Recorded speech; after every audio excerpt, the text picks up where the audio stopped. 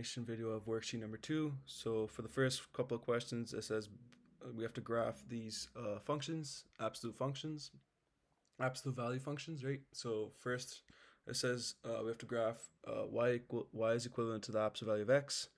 All right. So in this case, we just graph it normally as we assume the slope is 1, right?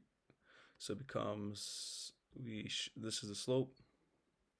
Now for graph number 2, we have y is equivalent to the absolute value of x minus 2, right? So now we adjust the parent function graph by moving the units 2 units to the right. Since it's a minus 2, it becomes 2 units to the right. And the graph slope stays the same as the parent function slope. Okay, for number 3, we have y is equivalent to the absolute value of x plus 4. Same thing, but instead we move 4 units left. The slope does not change as we did not transform the slope. The only transformation is that we move the function 4 units left, which makes the function equivalent to this. Right, now we have y is equivalent to the absolute value of x plus y is equivalent to the absolute value of x, and then u plus 3 on the outside the absolute values. So in this case, this is represented the k value, and in this case we move by, since it's a positive k value, right, we move that many k units upwards, and so basically the slope of the parent function remains the same. The only transformation is that you move 3 units up, so the graph becomes like this, where its vertex is hitting number 3, not vertex, sorry, where it's just like this, right, where the y-axis is equivalent to 3, right? Or the y-intercept is equivalent to 3, sorry. Okay, question number 5, we have y is equivalent to the absolute value of x minus 2. Same thing, the minus 2 is represented by k, and whenever k is a negative number, you move that many units down. You translate the graph that many units down. Right, so basically we take the original parent function, this, and we translate it 2 units down, which ends up giving us this. For graph number 6, it says graph y is equal to 2 times the absolute value of x.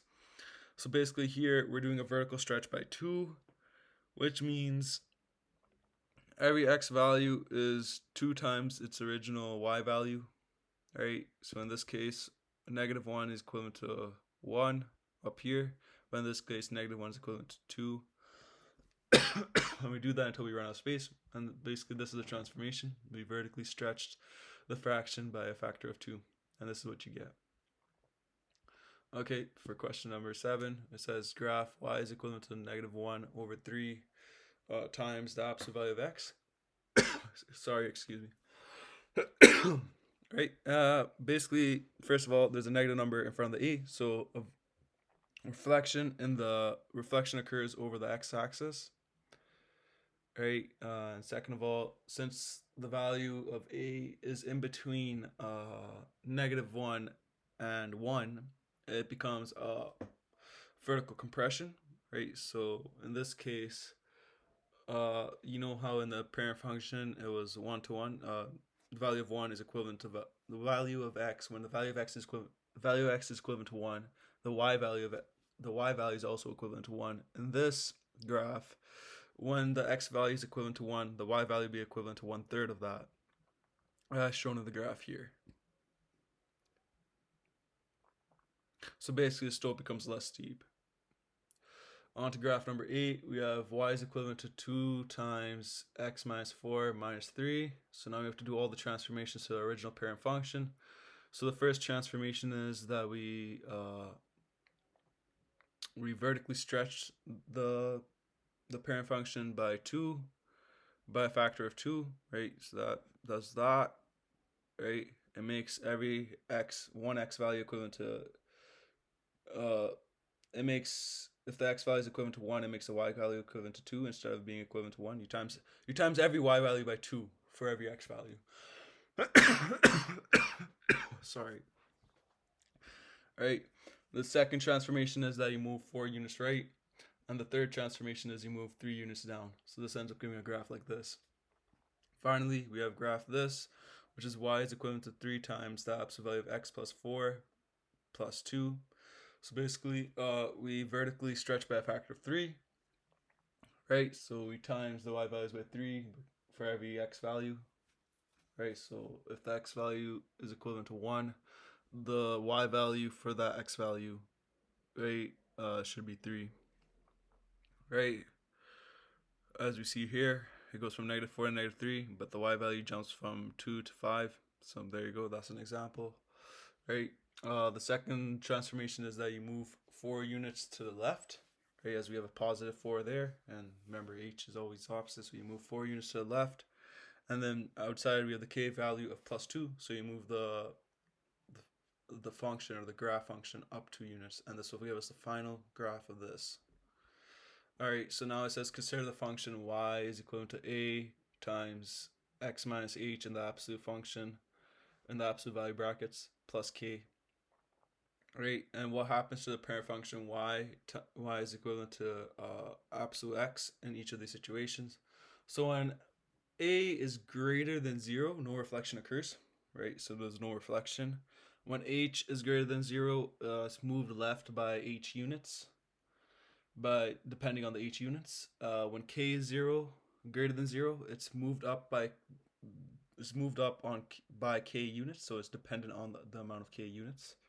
Right, when a is less than 0, a reflection occurs over the x-axis. When h is less than 0, it moves right by h units, depending on how many h units there are. And when k is less than 0, it moves down by k units, dependent on how many k units there are. Right, so now it says to describe the transformations to the parent function y is equal to the absolute value of x to create the following functions. So for this value, we basically have to translate 2 units to the right, as the h value here is less than 0 in this case, right? Number 2, we have to translate 3 units up, as the k unit is positive 3, so you translate 3 units up, right? For number 3, it's just y equals to 2 times the absolute value of x plus 3. Right, so the first transformation is, since the a is equivalent to 2 and that's greater than 1, we vertically stretch by 2, right? We vertically stretch the function by a factor of 2, and the second transformation is that we translate 3 units left. For question number 4, y is equivalent to 3 times the absolute value of x. The only thing we do is we vertically stretch by 3 to change it from its parent function by a factor of 3. For question number 5, we have y is equivalent to -2 times x plus 3 minus 1. So the first transformation we have to do is we have to vertically stretch by -2. We also have to translate 3 units left, and we have to translate 1 unit down. For question number 6, it's y is equivalent to 2 times the absolute value of x plus 8. So the first transformation is that we vertically stretch by 2, and the second transformation is we translate 8 units left, right? And now we have this. The parent function y is equivalent to x is flipped vertically and shifted up 3 units, right? So basically the equation will become y is equivalent to negative. Since we're flipping it, a has to be less than 0. So since we're flipping it vertically, and the x, and it has to be shifted up 3 units, since to shift it up 3 units, we have to add a +3 here as to represent the k value. Okay, so for question number 8 on the worksheet, I don't have the worksheet in front of me, but the equation I got was 2 times x plus 3 has to be minus 4. For question number 9, I got, okay, we can check this actually, 1 second. So for equation number 8, do I have it? Right here.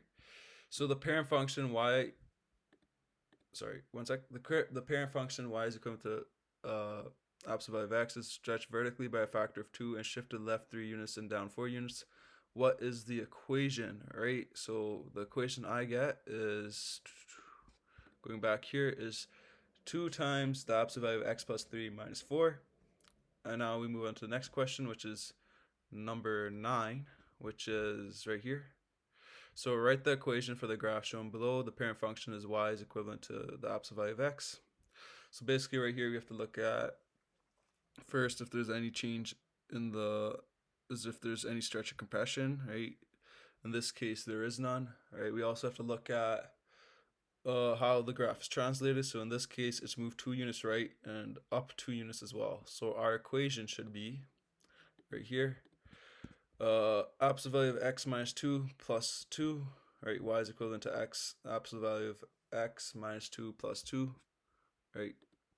Now we go on to question number 10, which is this. So in this case, the only translation or transformation to the parent function here is that this is vertically stretched by 2. So it should become, the equation should be y is equivalent to 2 times the absolute value of x.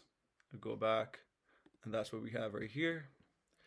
And now for question number 11, we have the equation. So right here we can see that the absolute, first of all, it's flipped on the x-axis.